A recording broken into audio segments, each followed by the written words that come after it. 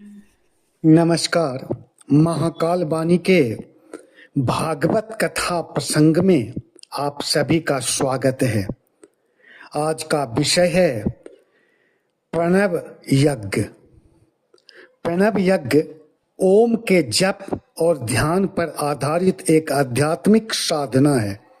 इसमें श्वास प्रश्वास के साथ ओम का चिंतन कर मन प्राण और चेतना को शुद्ध किया जाता है। यह यज्ञ आत्म शुद्धि, मानसिक शांति और ब्रह्म बोध की साधना है। प्रणव यज्ञ का मूल आधार ओम है, जो सृष्टि का आदिनाद और ब्रह्म का साक्षात प्रतीक माना गया है। प्रणव का मूल बीज ओ उ मा है। यह यज्ञ बाह्य आहुति से अधिक अंतःकरण की साधना है, जहां अष्टांग योग के 8 चरण यम नियम, आसन, प्राणायाम, प्रत्याहार, धारणा, ध्यान और समाधि में नहाते हुए व्यक्ति श्वास प्रश्वास, मन और चेतना को ओम में एकाग्र कर लेता है। प्रणव यज्ञ से चित्त की चंचलता शांत होती है, अहंकार का क्षय होता है और आत्मबोध का प्रकाश प्रकट होता है। यह साधना मनुष्य को विकारों से मुक्त कर सात्विक जीवन की ओर प्रेरित करती है। नियमित प्रणव यज्ञ से मानसिक शुद्धि, आध्यात्मिक उन्नति तथा परम शांति की अनुभूति होती है। व्यक्ति प्रणव यज्ञ कैसे करे, तो इसका सीधा सा उत्तर है धैर्य और संकल्पित शुद्ध भाव के साथ गृह से प्रस्थान कर पवित्र तीर्थ के जल में विधि पूर्वक स्नान करे।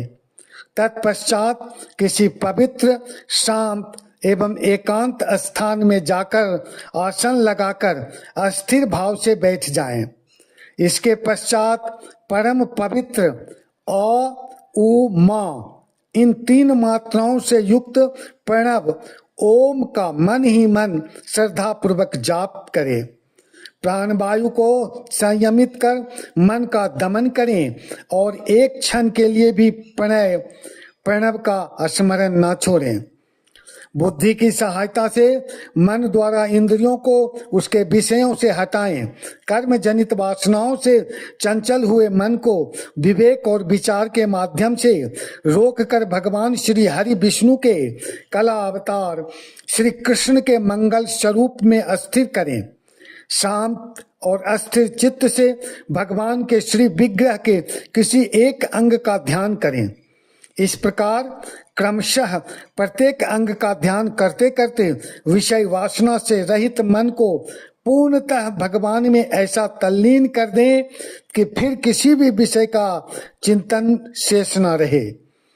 यही भगवान श्री हरि विष्णु का परम पद है, जिसकी प्राप्ति से मन भागवत प्रेम रूपी आनंद से परिपूर्ण हो जाता है।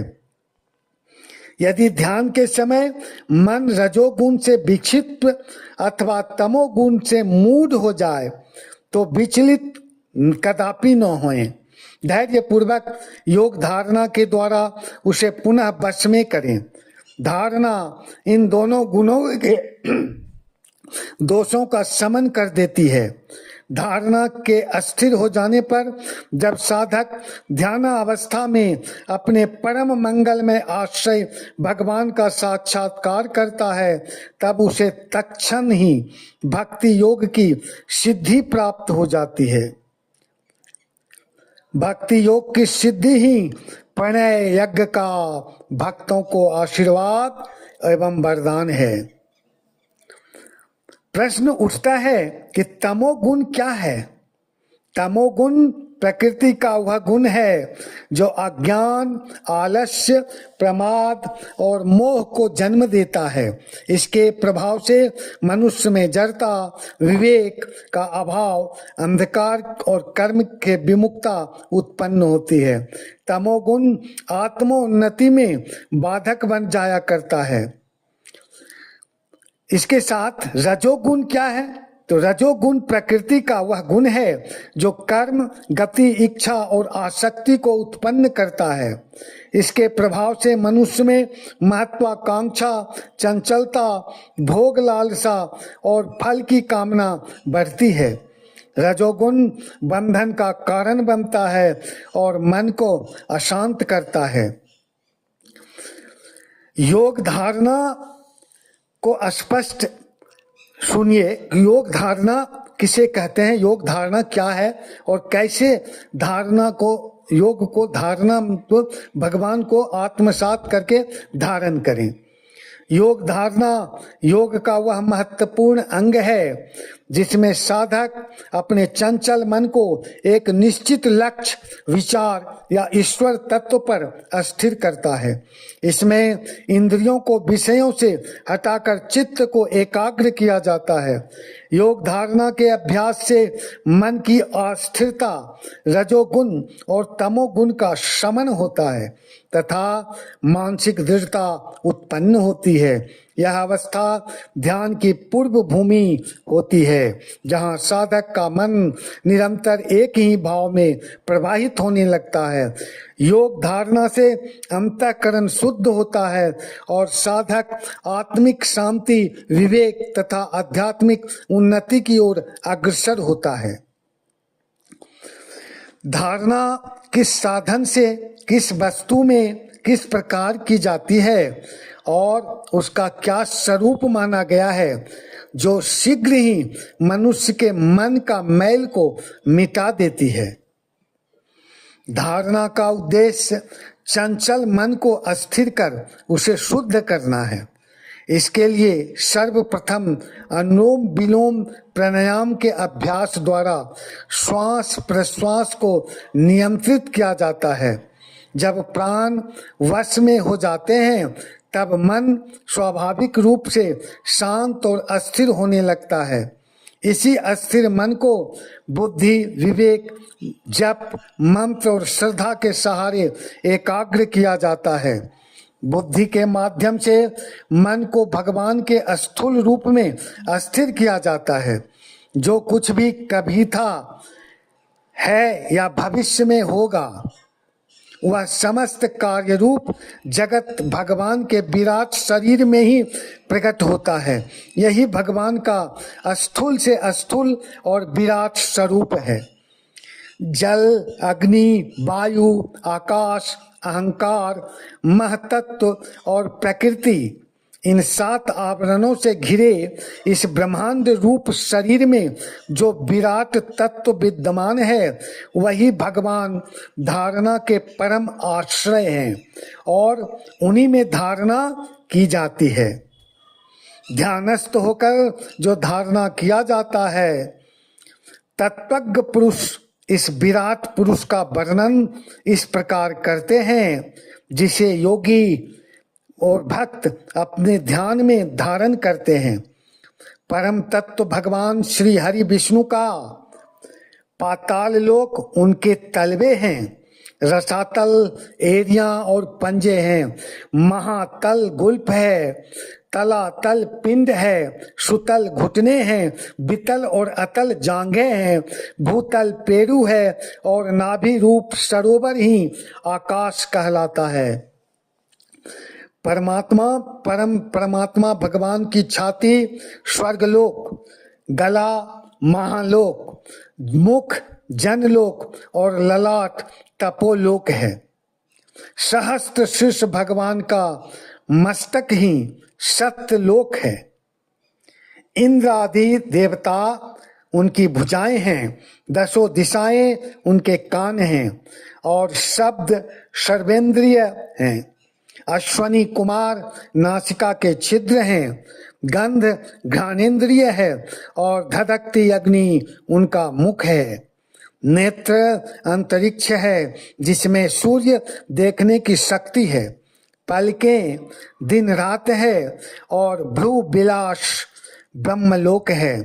तालु जल है, जिह्वा रस है, वेद ब्रह्मरंध्र हैं और यम दाढ़े हैं। जगत में व्याप्त समस्त स्नेह उनके दांत हैं और उनकी मोहिनी माया मुस्कान है। यह अनंत सृष्टि उसी माया का कटाक्ष है। श्री हरि विष्णु का जो लज्जा ऊपरी ओष्ठ है, लोभ निचला ओष्ठ है, धर्म स्तन है और अधर्म पीठ है, प्रजापति मूत्रेंद्रिय है, मित्र वरुण अंडकोश है, समुद्र कोख है और पर्वत हड्डियां हैं, नदियां नारियां हैं, वृक्ष रोम है, प्रबल वायु श्वास है, काल उसकी चाल है और गुण चक्र का प्रवर्तन उसका कर्म है, बादल केश हैं, संध्या वस्त्र है, हृदय मूल प्रकृति है, चंद्रमा श्री हरि विष्णु का मन है, महतत्व चित्त है और रुद्र अहंकार है। भगवान का जो नख है वह पशु है, पक्षी भगवान श्री की अद्भुत रचना है, स्वयंभुव मनु बुद्धि है और मनु के संतान मनुष्य भगवान श्री हरि विष्णु का निवास स्थान है। गंधर्व विद्याधर चारण और अप्सराएं स्वर स्मृति है, दैत्य वीर्य है और विविध देवताओं के नाम से संपन्न यज्ञ उनके कर्म हैं। यही विराट भगवान के स्थूल शरीर का स्वरूप है जिसका वर्णन अभी आपने सुना। इसी में मुमुक्ष पुरुष योगी बुद्धि के द्वारा मन को स्थिर करते हैं, क्योंकि इससे भिन्न कोई अन्य वस्तु नहीं है। यही धारणा का वह स्वरूप है जो शीघ्र ही मनुष्य के मन का समस्त मैल नष्ट कर उसे शुद्ध, अस्थिर और भागवतमय बना देता है। और प्रणव यज्ञ में जो ओम है उसमें योगी भक्त मनुष्य रम जाते हैं, ध्यान में अस्थिर हो जाता है, आत्म शांति का अनुभव करता है। बस आज महाकाल वाणी के भागवत कथा में से डॉक्टर राम चौरसिया को आज्ञा दीजिए। जय श्री महाकाल, जय श्री हरि विष्णु, जय हिंद, जय भारत।